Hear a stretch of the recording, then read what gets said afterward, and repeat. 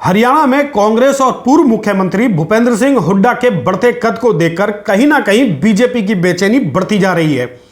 जब से केंद्रीय गृह मंत्री अमित शाह ने इस सूबे की कमान संभाली, तभी से कहीं ना कहीं उन्होंने हरियाणा को फतेह करने की पूरी तैयारी भी कर ली है। अब खबर है कि हरियाणा में रावत वाड्रा और डीएलएफ भूमि घोटाले का जिन एक बार फिर से बाहर निकलने को तैयार है। दरअसल विधानसभा चुनावों को लेकर बीजेपी अपनी कमर इस तरह से कस चुकी है कि आने वाले दिनों में हरियाणा की राजनीति में कई बड़े उबाल देखने को मिलेंगे।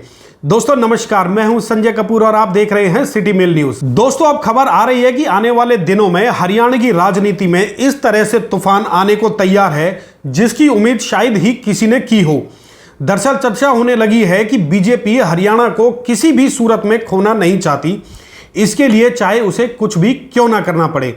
अब अंदर से खबर तो ये आने लगी है कि डीएलएफ और रावत वाड्रा जमीन लैंड प्रकरण की जांच को लेकर गठित हुआ जस्टिस धिंगड़ा आयोग फिर से सक्रिय होने जा रहा है।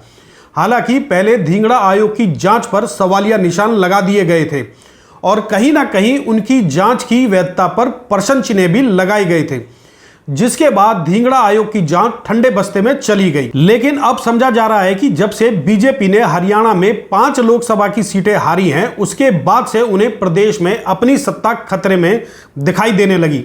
लोकसभा नतीजों के बाद पूर्व सीएम भूपेंद्र सिंह हुड्डा का कद इस रफ्तार से बढ़ा कि अब बीजेपी को उनसे खतरा महसूस होने लगा।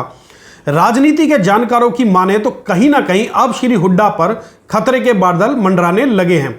इन जानकार सूत्रों का तो यह भी मानना है कि विधानसभा चुनावों से ठीक पहले हरियाणा में बीजेपी इतना बड़ा खेल कर सकती है जिसकी कल्पना शायद ही किसी को हो। खबर तो यह भी है कि इस जमीन घोटाले में सीधे तौर पर पूर्व सीएम भूपेंद्र सिंह हुड्डा पर तलवार लटकी हुई देखी जाने लगी है और आने वाले समय में उनके साथ कुछ भी हो सकता है।